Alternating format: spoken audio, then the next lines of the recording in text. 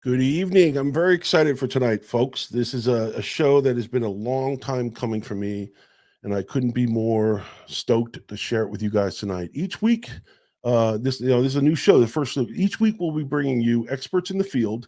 We'll cover everything from science and humanity to civilization, to the unknown, unsolved, and sometimes highly bizarre, and all points in between. Now, tonight, with our first look, we kick things off with a closer look at search and rescue protocol, lost person behavior, and the 2015 unsolved disappearance of Tom Messick. My guests tonight, trust me, are two gentlemen more than qualified when it comes to tonight's subject as we look to separate fact from fiction. Welcome aboard. I'm Brendon Brown, and this is your first look at Unanswered. And ask this inevitable question: is there God? Within a few days of the invasion taking place. No, I've not been charged with that. In fact, nobody has said that to me yet. A human foot has once again been discovered. A Facebook group called Storm Area 51. I could see the damage increasing as the night wore on. Tonight, more help is on the way. Friends and family aren't giving up. American 11, are you trying to call? But the Dutch are bad chances of stop giving women the food opportunity.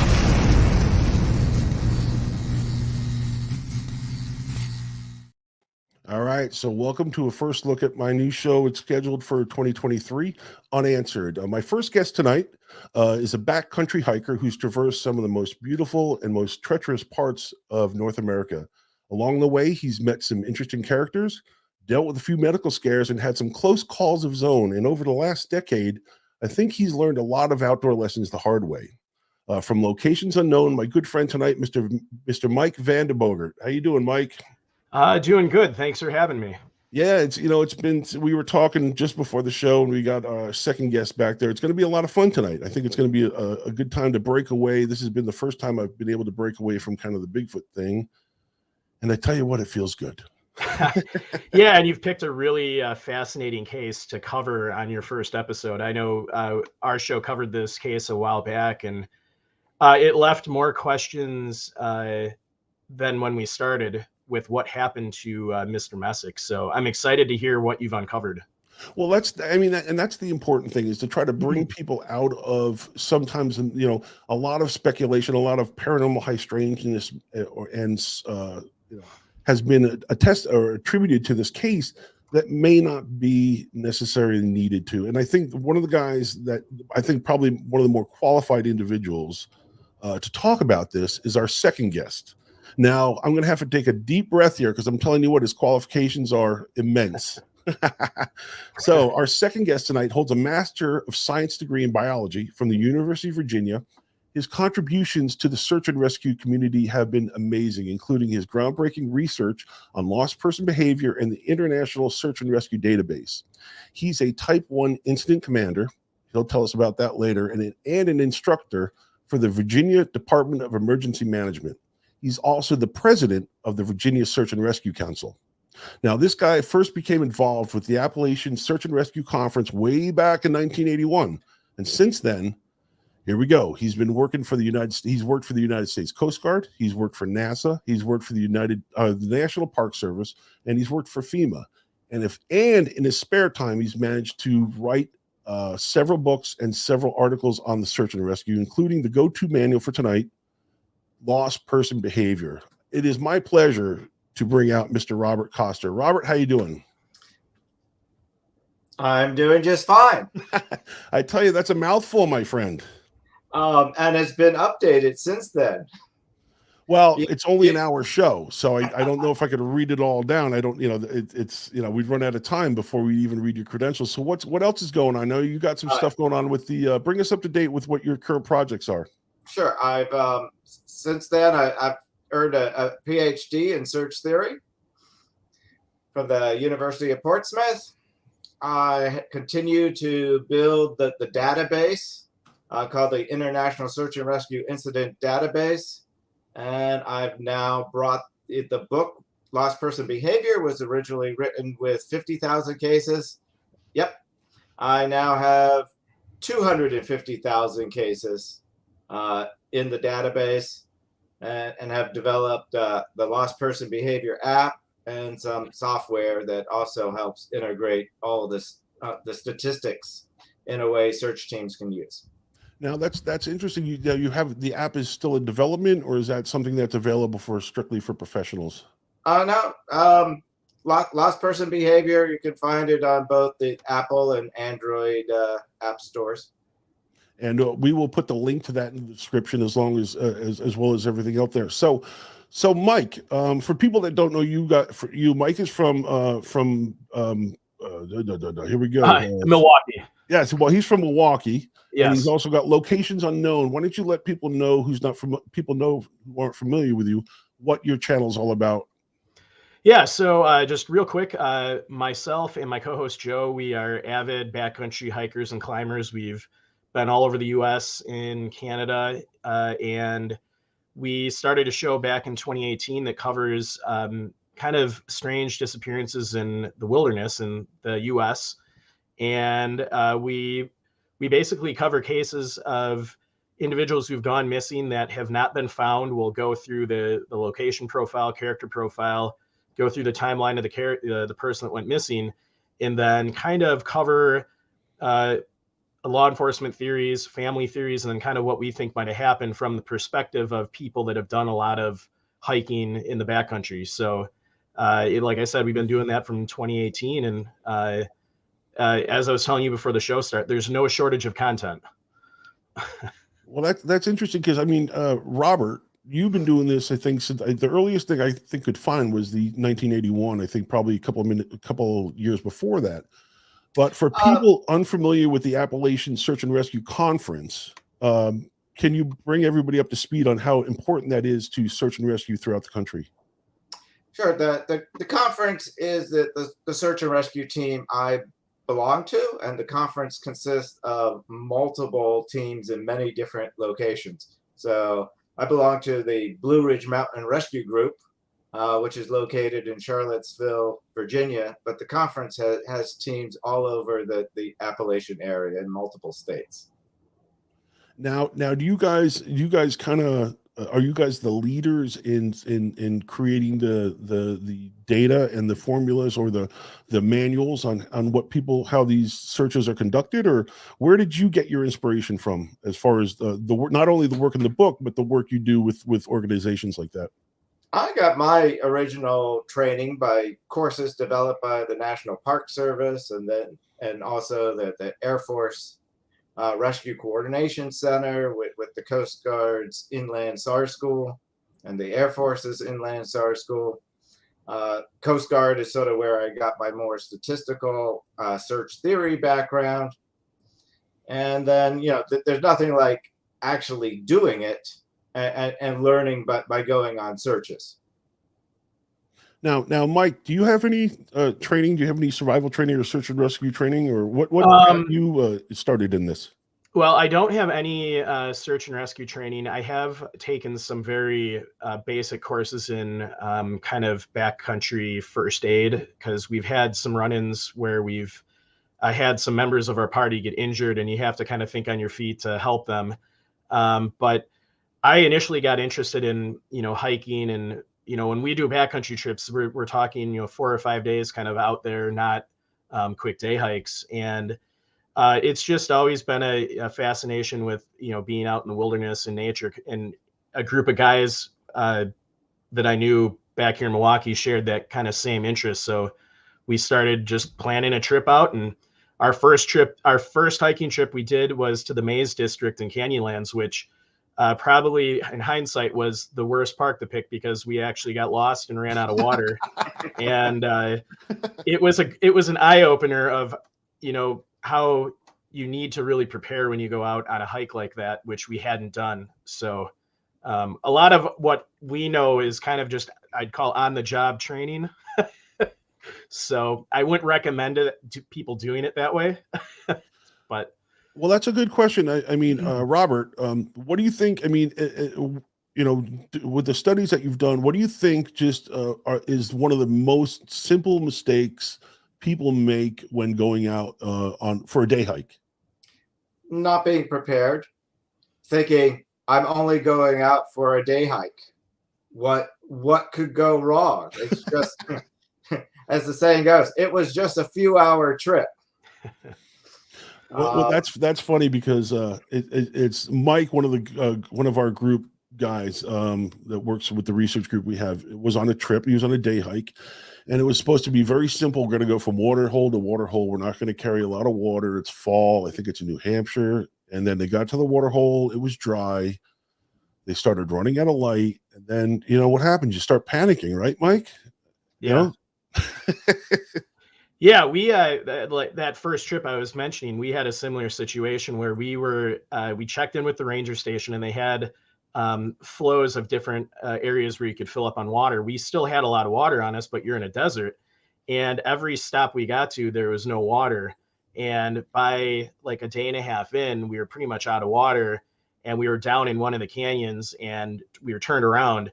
And instead of panicking, we kind of huddled up. One of the guys with us was a veteran, so he had some military training. He knew how to read a topographic map, and he actually was able to kind of figure our way out of the canyon. And then we figured out, you know, let's try and head in this direction. We were heading towards, I think, the Colorado River, and we eventually found water. But yeah, I think not panicking is the first thing you got to try and do, and kind of evaluate, you know, what are your options. And Robert, you can tell me, you know, elaborate maybe on, you know, steps people can take to, once they know they're missing, what they can do to help in getting discovered or help, you know, getting back on the trail. Right. There's an entire kind of emotional sequence to when somebody gets lost, at least if we're saying they have typical cognition. So we're talking about the missing hiker or hunter scenario. The first thing they usually do is make a mistake at a very specific spatial location, which we would call a decision point. But they don't recognize the mistake, because if they did, they'd turn around and just step right back on the trail. They keep going whatever is the wrong direction because of terrain analysis. There's something that lulls them into thinking, well, this is the right way. Then eventually the subconscious mind is usually the first to pick up on the fact that something isn't quite right and it isn't matching up. Maybe the moon's on the wrong side if you've been turned around. But the mind is really good at tricking itself that it's right.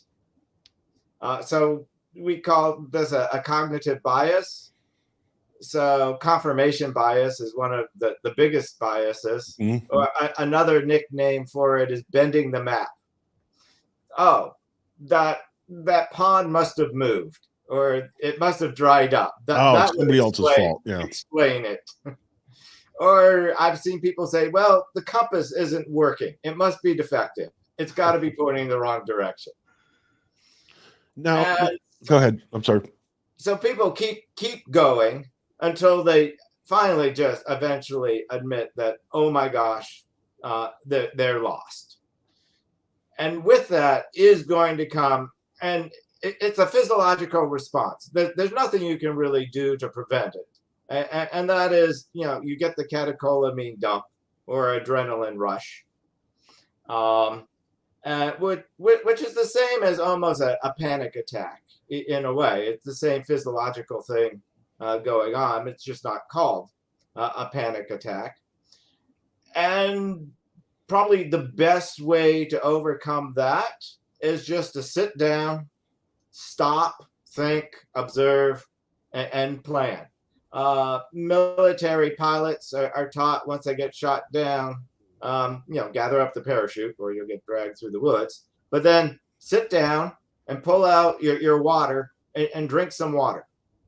It's not like you're dehydrated, but it's just a simple reflex action to calm yourself down, and then actually, think, observe, and come up with your plan of what you're going to do, which we can elaborate more on. But I just wanted to hit upon that panic. There's nothing you can do to stop it. You just got to let it pass by, taking a couple of deep breaths and just sitting down, and you can think you're thinking clearly, and you can think your way out of most situations.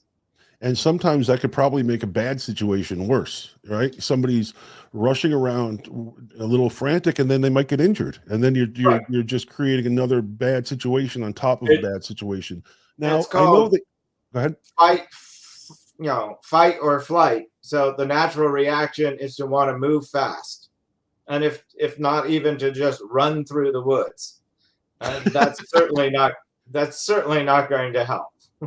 Well, it's funny. I'm gonna reiterate here, and I'd probably be doing myself more damage than good, but I think it'll be cathartic to get this out here. And this is just a mild example of this. Is we've been investigating the area for the case we're going to talk about later, and we had rented some radios, some high-end radios, and I know the guys in the group are listening to this and laughing. And through the course of the event, the day I was by myself, we were a good distance apart, and it was in the woods, and we were searching around, and somehow the radio had fallen off my belt. Now, knowing that the radio is quite expensive, right? I'm trying to backtrack, but the more I backtracked, I noticed that the clock was ticking because it was starting to get dark. The more my mind was I wasn't backtracking fully. I was just kind of walking in circles, right? Stressing. My brain was completely becoming stressed because I couldn't afford, if I lose the radio, it's $700, right? It is one of those things. It's so the more I was trying to be precise on where I was going, the more I was literally going, oh, it's getting dark. We're not going to be able to get this done. I'm going to lose the radio. Until I sat down, I took a deep breath. I said, listen, it's really quiet now. Let me just call to somebody and have them call the radio so I could hear the radio. But it took me, it was probably 10 minutes, but it seemed like a half hour of me going, oh, I'm screwed. And that's just me misplacing a radio, and it's so, had I been lost in a situation, I can see how somebody's mind becomes, it races. And then you, like you said, you make a bad situation much worse. Now there's a difference between missing and lost, correct? Correct. So can you elaborate on the difference between the two? Sure. I mean, even I titled my book Lost Person Behavior, which, if you really want to be scientific about it, it should have been called Missing Person Behavior. But my publishers said lost person behavior sounds sexier than missing person behavior. So lost is just one of many scenarios of why somebody is missing. Missing encompasses a lot of different scenarios. They're missing because the reporting party said they didn't come back at the time they should have come back. Now, maybe they didn't come back. They're not lost. It's just taking them longer than they expected. And we would call that being overdue. Maybe they had a medical problem. Maybe they fell and twisted their ankle and they're not back because of a trauma problem. Maybe they are in fact lost, and that's why that they're not back. Lost can actually only be defined by the missing person. They're the only person who actually really knows that they're lost, short of if you get a cell phone call from somebody who says, "Help me, I'm lost."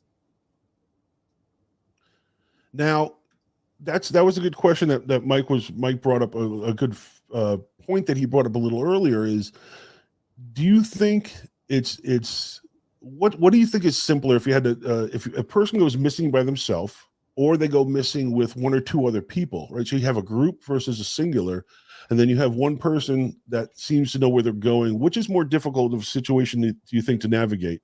Being lost by yourself, Mike, or being lost in a group? And I'll bring this to Mike, and then we'll ask Robert his opinion on it. Well, I've really only hiked in, the group of us that have gone, on all these different hikes. And I think personally it helped to have other members with us because, everyone kind of brings their own skills. And we were lucky enough that first hike that we had a guy in the group that had training in topographic maps and was able to kind of navigate using the tops of the canyons. I can see, kind of like what Robert said, how your mind can start racing, and if you're by yourself, and how it could really lead you to start making some poor decisions. When, in fact, if you're in a group of 2 or 3 other people, you can kind of all sit down, put your heads together, and kind of figure out, all right, what's the logical thing we should do next? That's just my personal thought on it. So I think it would be a lot easier if you're a solo hiker to really start making the wrong decision. Robert? So what Mike said, and then to have the numbers, because I'm sure everybody wants to hear statistics. Of course. Back it up. The numbers, when we look at survivability, you're 4 times more likely to wind up as a fatality if you're solo than if you're in a group. So now what about the groups that become I think there's a thing you were talking about, route sampling or direction sampling, and then you send you have a group of 3 people. You go north, I go south, and I'll go west, and we'll all come back. And then suddenly, instead of one group missing, you've got 3 individuals that are missing. Does that happen a lot? No. No. Well, that's good. Sounds good. I mean, you usually when people are using direction sampling or route sampling, you anchor on a landmark. It's like, we're going to depart from this really big tree, or we're going to depart from this really big rock. And you usually only go as far as that you can keep your landmark in sight for those people who use that particular strategy. It's not used all that often, but some hunters will certainly use it. Well, that's the thing, is we're talking about hunters, and I think, Mike, before the show, you had mentioned one of the cases you were talking about, and we're going to talk about. You were covering a case where a guy went missing. I think his son went to go help find him, and then you want to give Robert that story and tell our viewers what was going on with that case. We covered a case a couple months ago where a father and son and an uncle were out hunting, and the father and son split up to hunt, and they were supposed to meet back at the truck at a given point in time. The son got back to the truck, but the father never did. And then the son ended up going back out trying to find the dad, and then the son ended up getting lost. And they eventually found the son, but the father to this day is still missing. They didn't find remains or any evidence of what happened to him. And in our episode, the son actually made a lot of what we thought were good decisions. Once he realized he was lost, he stopped wandering around. I know a lot of our cases, we find that once people think they're lost, they just, like what Robert was saying, they just start wandering around. They have no clue where they're going. They could be walking right out of the search area. And he made a lot of good decisions, and he ended up getting found by searchers. So it was a really interesting case about how the son thought he was doing something good by trying to go out and find his dad, when in fact he just turned into another lost person that search and rescue had to look for. While you're talking, I'll try and find the actual name of the guy that went missing. Well, that's a good that's a good segue into there's some myths and legends attached to search and rescue, and I've got a couple of them here. I'm going to bring them up on screen, Robert, and then you can kind of talk about them, and we'll go from there, because a lot of people think certain things. So if you can see that, you've got I'll bring up this: lost persons will turn in the direction of their dominant hand. A lot of people think that, but lots of research shows it's not true in the real world. It's kind of true in a perfect setting, no wind. You set an actual T-maze up. It may hold true, but the moment you have to choose between going uphill or downhill. Most people will go downhill. If you have to choose between going in the thickets or where it's a little bit more clear, people will go where there's less vegetation. If one strap of your backpack is set to be a little bit heavier, that will determine which way you turn. If the wind is blowing a certain direction, that will determine the way you turn. So in the real world, your dominant hand has nothing to do with where you wind up. That's interesting. It's because a lot of people think, okay, I'm right-handed, I'm going to turn in circles, I'm going to turn to the right. So the second one is a lost person. Everybody hears, you got to travel downhill. Always travel downhill. It'll get you to civilization. that might not be the case. True, right, Robert? Well, there's sort of almost two parts.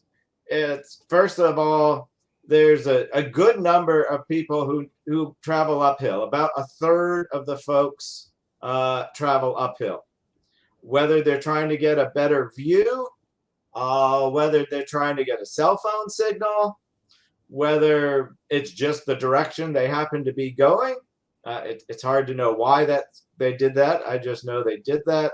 About half do in fact go downhill, and the remaining 20% essentially contour or stay at the same elevation. Now, depending upon where you are, going downhill may be a good strategy. In other places, it will just put you into a swamp, or in other places, it may just put you into a dry wash. And that's one of, and when we unfold the case that we're going to talk about right after this, it's like there's so many of these I don't know, it's just very complicated to understand what happened to this guy. So the third one here, lost person behavior profiles, right? So I've got the book, right? So this should tell me exactly where that person should be, correct? I mean, that's why I bought the book. I get a lot of people who tell me, I read the book and it told me exactly where to look. And it's like, are you sure you bought the right book? The book I wrote doesn't tell you where to look. It gives you, these are more probable areas. And then I usually say what you want to do is avoid scenario locking, which is like you take the most likely scenario, and then that becomes the only scenario. And when that doesn't work out, now what do you do? And that's the thing. It's like, it's like, okay, he should be here. This is where he should be. But then there's also the 95, there's a 5%, it's not a crystal ball, correct? No, it's not. It simply gives you more likely places to look. And then lost people generally don't travel at night, right? They're scared. They don't have a flashlight. And they just want to sit still. So they're always going to be in the same spot they were at night when they're in the morning. Yeah, what the actual statistics prove out is, it's dependent upon the terrain and the type of person. Hikers in temperate areas, so that would be essentially everything east of the Mississippi is temperate. 80% of them actually move at night. And if you got a full moon, like what's out tonight, it's just darn right bright. Even if you don't have a flashlight, it wouldn't be that hard to travel. I noticed that last night. It was incredibly bright. I live in upstate New York. I live in the Catskills, and it was brilliantly bright out. And so the deer, you could see the deer all over the place because they're out foraging. But yeah, I mean, I would feel no problem with traveling at night. And then the last one, just for time restraints, I think the last one we have here is the investigation. So the boots on the ground always beats the statistical profiles, right? Is that a case or no? No, I usually say that there's essentially two searches. One is based upon the investigation. So it's like, where do I remember putting my keys? That would be, it's like, where do you last remember putting your keys? Then we should look there. That's the investigation.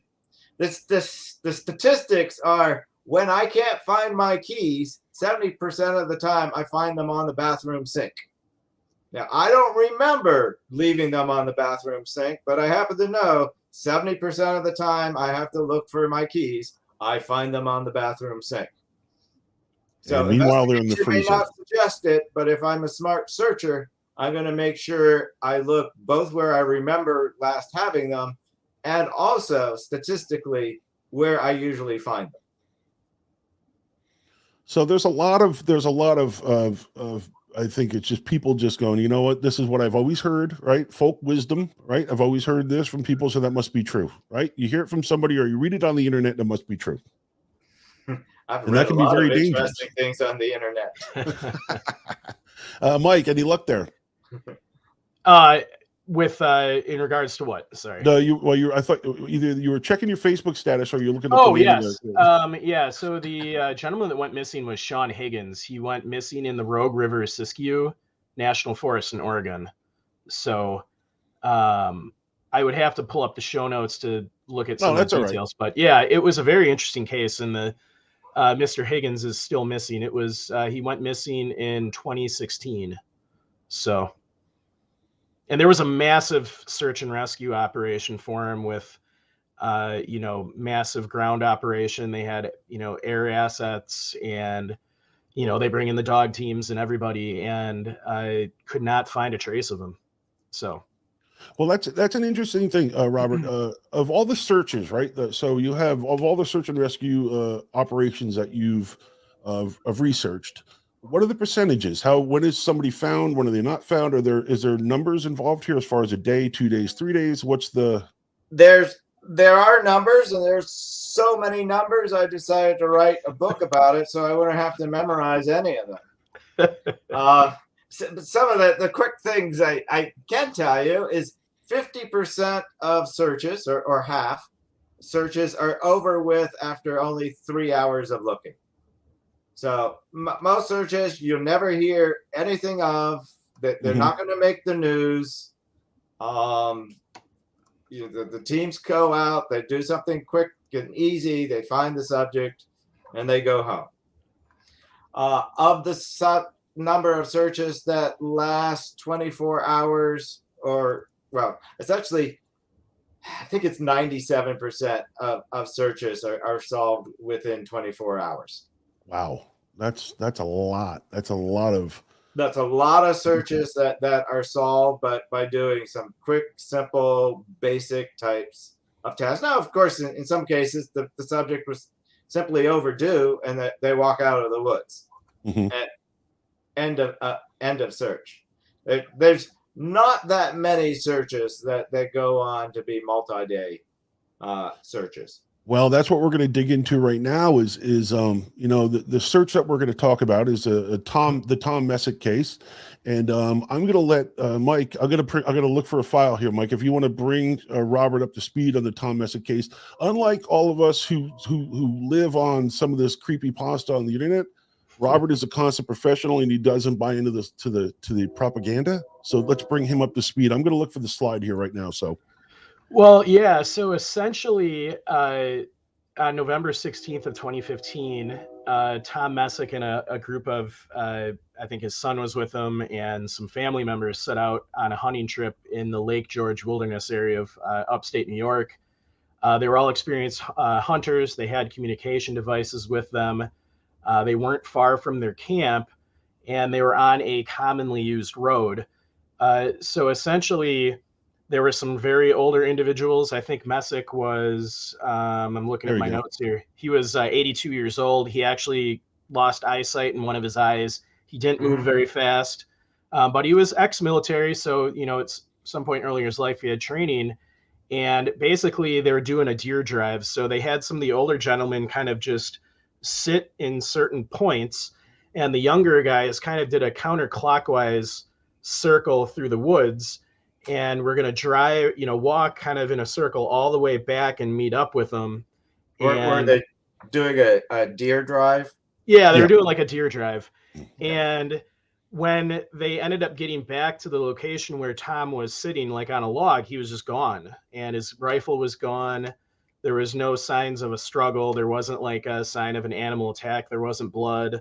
And he was just gone. So, and then I believe the search never turned up any evidence of what happened to him. And, one of the things I remember when we were covering the cases, like clothing and stuff and things like that can degrade over time in the woods, but a rifle is not going to disappear. You would assume that if he would have dropped his rifle somewhere, not that, the wilderness is vast and you might miss it, but it's not going to, break down over time. So it was just we thought it was a really strange case. This gentleman couldn't see very well. He couldn't move very fast. And, there was no signs of a struggle. So everyone was we were kind of wondering what could have happened to him. And it was only a couple hour time period. So you see on the graph I have on the thing is the original search and rescue plot map. And you see the red line that runs down from D all the way down to the pond there in the middle. That's a forest road. So that's in essence, that's your line, Robert. as you speak in the book, generally there's a line when it comes to hunters. So he was his last known position was roughly 400 yards north of the pond, on that line. Okay. Now it's important to mention that there are, the gentleman went missing. I think the last time he was seen was roughly 11:30, 12 at noon. It was a short drive. They were unsuccessful, so they were going to go back to their hunting camp. They had been hunting the region for 40, 50 years. They had never hunted this area before. So he was 100 yards, 150 yards away from so if you see the last known position, there was 3 other hunters south of him towards the pond, roughly 120 yards apart. Okay. Now, the big misnomer here is that everybody thinks that he was sitting, right? Well, the problem with that was he didn't feel like sitting that day. So instead of sitting on a stump, he decided to walk up B towards E. Mm-hmm. So now you have a moving target. And what's the basis of that information? I'm getting that from the lead investigator, the DEC ranger that was on the ground. Okay. So he told me that the hunter that was closest to him told him that Tom didn't feel like sitting that day. He felt like walking a little bit. So from B to E is uphill, probably 200 or 300 foot incline. Mm-hmm. So the question is, how far can an 82-year-old man get? You know, it was mid-30s, clear weather. It was November 15th. You know, he did suffer from mobility issues, but he wasn't a babe in the woods. He had taught hunter safety courses. He had taught survival courses. He had some mobility issues, as older people get, but he wasn't, he should know what to do when you get lost. But how far can he get lost from the road, right? Right. So my training is to, first go back to that initial planning point, and clearly establish, where is it and how was it established? So do we have we have the suggestion of a log. So did somebody say, you sit here, and then he was last seen sitting there? Or do we have a case of the next person down the line said, oh, I saw him saying, I don't want to sit on this log. Bingo. I'm going. So now we actually have a potential direction of travel. Right. And so was he actually seen heading off in that direction, or did he merely state that he was going to head off in that direction? I think the disconnect comes from if you travel. I've spent a lot of time up on that road, and if you travel north from the pond up the road to where the red dot is, that red dot is marked by a giant spruce tree, right? Because that was all deforested back in the 70s. So that is the largest landmark as far as a tree goes. Okay. So I think that was, but I think that was where they saw him walking towards, and he said, you know what, I'm not going to sit, I'm going to walk. And I think they assumed, and this is the hunters, not the DEC, but they assumed that he would make a right and go northeast, right there towards B. Nobody ever saw him do that, because if you've physically been on the ground there, you can't see point A to point B because there's a bend in the road. So that's an assumption. How far is visibility in those woods at that time of year? Well, I would say, honestly, with the terrain, well, I would say not that far, because if you come off the road, right, and if you were following the road north and you made a right where he was supposed to go, it immediately gets stiff and steep and goes uphill, and there's a lot of trees and a lot of saplings, right? There may not be a lot of leaves on the trees, but the view is not very far at all. So I would say maybe 30 yards. 30 yards. The last gentleman that went in the woods clearly could not see him at all once he entered the woods. Okay. So I'm just trying to get this all in my head real fast.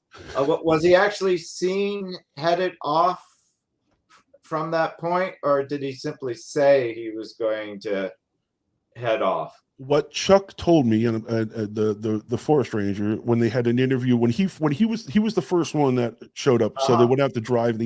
So he spoke with the gentleman that was last with him. I guess they were both at that tree. So Hunter A, who's the one that went missing, Tom, and Hunter Sure. B, who would be the next one south of him, were both at the tree. Hunter B was going to walk south and go into the woods and sit. And Tom said, you know what? I'm going to walk in the woods and just kind of walk. Okay. So he was seen going northeast into the woods. Right. I mean, that actually makes it a whole lot easier to understand why somebody would get lost or certainly go missing. It increases the lost scenario versus if you're saying, well, if the instructions are to sit here on this log, then you shouldn't get lost. Then the scenarios become, okay, did he have a stroke? And you go with a medical scenario. If you're sitting on a log, even if you fall off the log, you're going to be at the log, so that it kind of knocks the trauma scenario out. And, you know, overdue is not viable. But if he's saying, I'm not going to sit on this log, but I'm going to go this way, now that opens up the loss scenario considerably. It actually, now if he's heading uphill, that increases his chance of a heart attack. And if he's actually in motion, it increases the chance of some trauma. And it couldn't necessarily be trauma to stop him, but enough to give him a little bit of a head injury. And now with a little bit of a head injury or a little bit of brain trauma, you can do some really unpredictable things. And that's the thing I don't know if Mike mentioned is he wasn't wearing any blaze orange. So there was nothing, and no, as he was wearing, I think, an old pair of overalls and just an old hunter's outfit. Nothing, you know, nothing that would stick out, right? So I know it's very easy, and I think everybody can attest to this that actually hunts and drives deer, that it's very easy to miss somebody. If you're walking in one direction and somebody's walking the other direction, and one part of the group is made to make noise to drive the deer towards the other people, you're not really, it's very easy to go past somebody in the other direction. It's, I mean, from my research, I know it's very easy to miss things. Yeah, I mean, that's why deer hunters wear blaze orange, so you don't get shot too. I mean, because you can blend in with the surroundings pretty easily. And that's the thing that led to the paranormal high strangeness, right? Well, he must have been sitting there. Then somebody must have came and took him, and they must have whisked him away, and they must have did this, and they must have did that.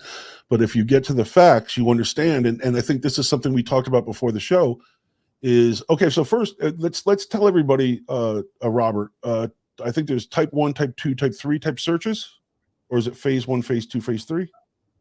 Both. Okay. What's the difference between type 1 and type 3? So when you're saying type, that usually has to do with the size of the incident. Oh, okay. Just how many people are there? Do you have like multiple divisions and branches and the complexity? Right, because you can see there was 3 divisions here on this one. Yeah. Yeah. So Division A, Division B, Division C. Oh, that's a fairly complicated search. Most people would actually say that's probably at least a type 2 incident. And then we also tend, just to be confusing to everybody, we tend to use the word a type 1, type 2, or type 3 search, whether you're doing very close grid, classical movie, line them up shoulder to shoulder, or if they're spaced out a little bit more. So types can be referring to search strategies as well. Now to elaborate on the search map here is you can see the different, and I apologize because it's not that best of I just tried to overlap it on top of the actual map, is you can see where A and M were searched 3 times, and B, E, D, C, and all the H's were searched twice, and then the rest were searched once. So I believe they were bump line or bump searched. All the sections between A and M were bump searched or bump lined at least twice. Mm-hmm. Now, that's not a guarantee of finding somebody, as we talked about earlier, right? Talk about fatigue, talk about volunteers. Why don't you talk a little bit about that, Robert, to get people, well, if he must not been in the woods, right? Because we would have found him. Sure. So there's something known as probability of detection. And it's just a given if you've been in this business long enough, that people are going to miss what they're looking for. If it's blaze orange, it's a lot easier to see. If it's just blue, or even worse yet, would be like a green, it could be very difficult to find. And having done experiments where I've put targets out in the woods and walked behind searchers as they search, these are trained searchers, you realize they miss things. Perhaps they got distracted. And it just takes a short distraction to miss something. I can remember one target was just, I mean, they're full-size mannequins out in the woods, and it was just 2 yards off of the trail. And it was like, the person who was setting up the course with me was like, nobody should miss this. It's like, oh, you'd be surprised. I'm telling you, I mean, that's amazing. That's a perfect example, right, Mike? It's like, it's like, well, we must have found him. We had to have found him. He had to be there. If he wasn't there, he wasn't there. But there's a perfect case in point, right, Mike? Yeah, and I have another question for Robert. One of the things that I think a lot of the cases we cover, they bring in dog teams. And Robert, I'm wondering if you could elaborate on maybe how a dog team, because I'm pretty sure the search started about the next day, I think, after he was reported missing. And a lot of people think like, well, they had dogs out there. Why didn't the dogs pick up his scent? And can you elaborate on actually the difficulties? So there's kind of 2 major types of dogs that are used. And then there's even subgroups within that, of course. One is, quote, bloodhound or tracking trailing dogs. So you could have a scent specific dog or just a general scent dog. So a general scent dog is used more for like prison breaks, where it's like, well, we know nobody else has gone over the wall. So if we find a trail, which could be just trained of the last person who happened to walk this way, smelling crushed vegetation, that's going to be fairly effective. We have had a bunch of people walking around the area already, not so effective. So in which case you hope to use a scent discriminating dog, where generic word is bloodhound, but there's plenty of breeds other than bloodhounds that certainly can be trained to do that task. But the scent will start to degrade over time, and depending upon how the dog has been trained and how long of trails it has been trained, 24 hours may be too long. Or it may just be that the moisture levels aren't just right. It may, especially if you're running in the afternoon, where it's a little bit hotter out there and the moisture isn't as good. That's a good question. I mean, that's a good point. Is I believe the Department of Corrections brought their dogs out first, and I believe those were the first dogs you were talking about, the scent dogs, or the first type of dog. And I don't think the actual true search and rescue dogs came from Long Island until after the 21st, I want to say, and it rained very heavily on the 20th. Yeah. So then the other type of dog is what's known as air scent dog. What an air scent dog does is essentially just finds any human scent in the area it's being sent to look. Now, it certainly knows what its handler smells like, and it knows what the walker, and it knows it's not going to be rewarded for finding the people walking with them. It's looking for some other human scent that is out there. And then kind of the final type of dog would be a human remains detection dog, or a cadaver dog, where it's looking, because human scent will transition once the person is no longer alive. In your experience, how successful are dogs of any of those different types of dogs in finding someone who's lost? There's a lot of variabilities that goes into it. Are the scenting conditions good? So on some days, say it's afternoon with no wind and it's really hot, that means the scent is going to go straight up. And the chances of a dog isn't going to be as good as if it's slightly cooler. There's not much shadows. There's a slight breeze. So now the scent is going to make a nice scent cone, and the dog potentially can pick it up from far away. Dogs have good days and bad days, but the dog doesn't usually tell you. It's like, I can't smell anything today. Yeah. Well, let's say the dogs came he went missing on the night of the 15th, right? So the 16th they started the search. By the 17th they had a bunch of people already traipsing through the area, right, searching. So the dog is going to smell people that may not be in that area anymore, right? That aren't well, handled. it depends. If it's a scent discriminating dog, that shouldn't be an issue. Mm-hmm. If it's a air scent dog, it doesn't take too long for scent to clear. So as long as there's not another search team in the immediate area or the adjoining area, it shouldn't be a problem. And then what we often say, even if there is a team in the adjoining area, worst case scenario, they find another search team. And I mean, by all accounts, this was a very well run, very well organized. The incident commander, whoever he was, I'm not really sure, and I'm not privy to say who the names were, but by all accounts, it was very well organized. And you could see by the map, it turned into be a massive search. And Yep. There was 23 or 24 zones there. And by all accounts, if you look at the map, I mean, it's 2 miles out to the road. He's bordered by Brant Lake on the northwest.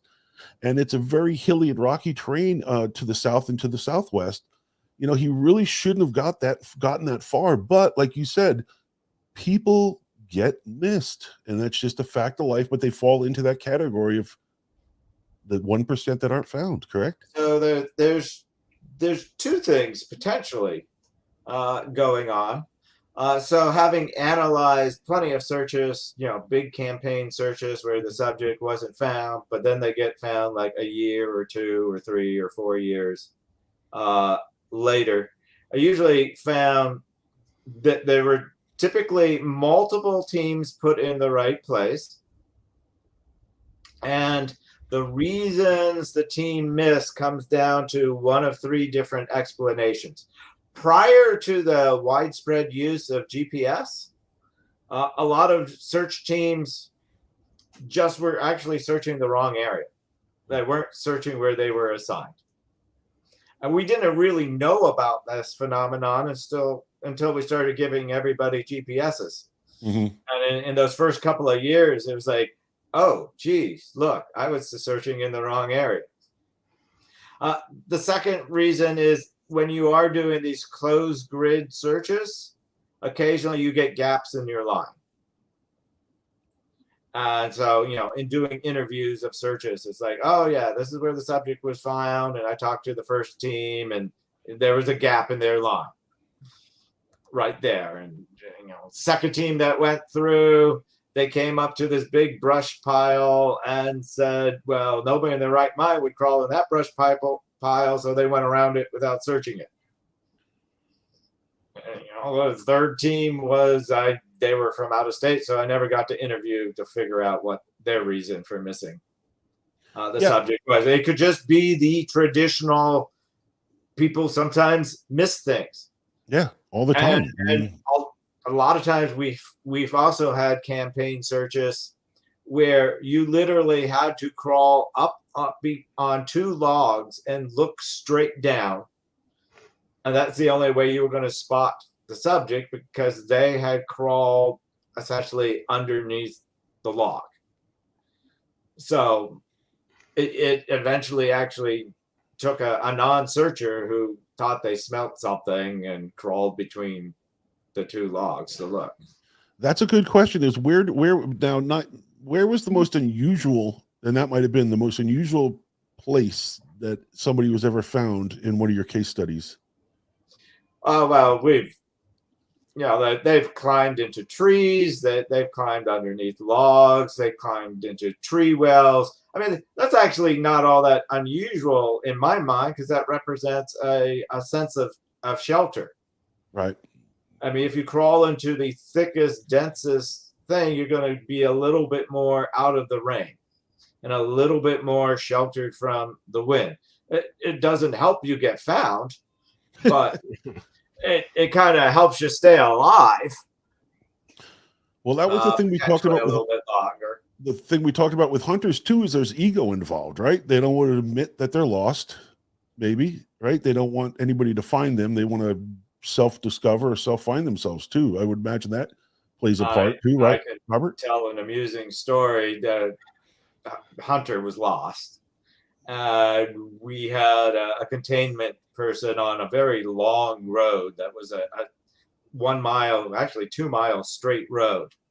So he actually saw this young hunter. He was like 17.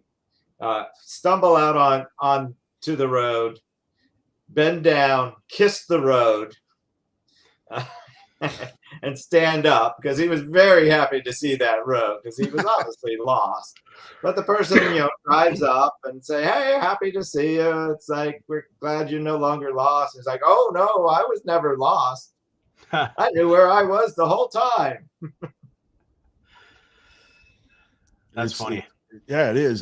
So it is. I think it's a matter of being prepared when you go out in the woods, telling people where you're going, and admitting when you don't know where you are. I think if you could give, as the clock ticks by, it's been a quick hour, and I want to thank you guys for being on.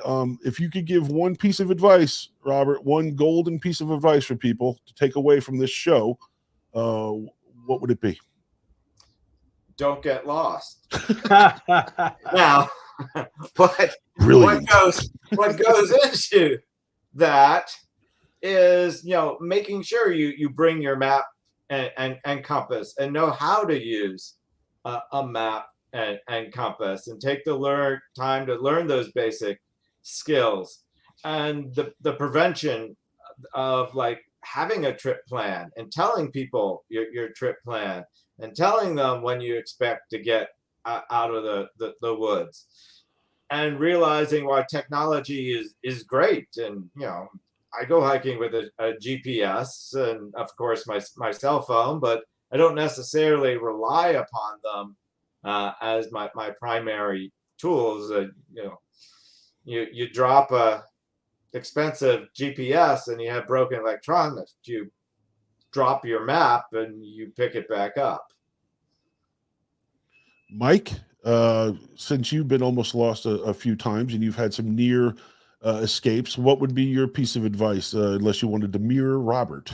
I mean, obviously, he's the expert, and everything he said is spot on. I would just add, too, that even if you go on a day hike, whenever I've gone on day hikes anywhere in the national parks, I always try to bring enough gear to get me through a night if I get lost out there. Like, I don't just go hiking in shorts and the sandals and, like an extra candy bar. Like, if you're hiking in an alpine environment, maybe bring some warm weather clothing in case you're out there for the night. A lot of people go hiking for a few hours and think they're just going to go down this trail and come back. But what if something happens and you have to survive a night in 40-degree weather? So that's all I would say. Just like Robert said, I always tell people, like, best thing you do is learn how to read a map and use a compass, and you probably won't get lost. Yeah, I mean, I use Hunt on X, which is a great app because it has offline maps. So even if I'm in the wilderness, right, and I don't have cell phone service, it still tracks where I am within that map, so I can keep track of where I am, which is great. And it's also, I would add, charge your phone, bring a battery backup to keep your phone powered if that's going to be your primary tool. Certainly the 10 essentials, and all kinds of websites about the 10 essentials that allows you to survive at least 24 hours. I mean, as long as conditions aren't too crazy. And like you said, it's like 93% or 97% of the time you're going to be found in the first 24 hours. Yes. Of course, well, I can't think there are always those exceptions. Well, we found one tonight with the Thomas Messick Right. one. I mean, even if he's walking a half mile an hour, but he was missing for 12 hours, that puts him 6 miles away. Mm-hmm. They looked for him for 11 days straight, right? And then a guy goes missing 40 miles or 70 miles south under the similar condition, right? He went missing. He went. His wife came home. He was gone. They never found him either. So it happens, right? There's two perfect examples right next to each other within a 12 or 13 day period, but it happens, and it's sad because these are real people. These aren't purely statistics. There's family members involved, and there's loved ones and lifelong friends that have no closure. But it doesn't necessarily mean that it's a paranormal thing. This is just the way life is sometimes, right, Robert? Certainly the vast majority of when they quote weren't found at the end of the search are eventually found in the search area. But Right. if you go into a tree well, you might get covered up by leaves and may ultimately no longer be found. I'm sure his rifle is with him. As a veteran, a lot of the military veterans are taught to never toss out candy wrappers or leave any trash on the ground, because the enemy could use that to find out where you are. So they're very good at making sure they don't leave anything behind. Yeah, I mean, he was a paratrooper, right? He might have been 82 years old, but he was trained at Fort Benning as a paratrooper, so he has that in his mind that obviously something horrific happened to him. He was incapacitated, and there's an enormous amount of deadfall up there, right? There's a lot of white birch that is fallen over. There's a lot of boulders, and there's a lot of places where he could have been missed. So I want to thank you guys. It's been a great show. I can't thank my guests, Robert Koester and Mike Vander Bogert, enough for joining me tonight. And guys, don't jump off. We're going to sign off real quick. And I just wanted to talk to you guys backstage real quick. And I want to thank everybody for tuning in. I will be, I think next week next week we have From Behind Tall Trees. We'll be back on with Mike Lucci and Chuck Larson. I think their guests will be Montana Bigfoot researcher Shelley Covington. That show will be next Wednesday, November 16th, I think at 8 p.m. That's it for me tonight. Until next time, I am Brendon Brown. Thanks for watching UnAnswered, a Catskill Appalachian Research Collective show. And we'll see you next time. So have a good night, folks.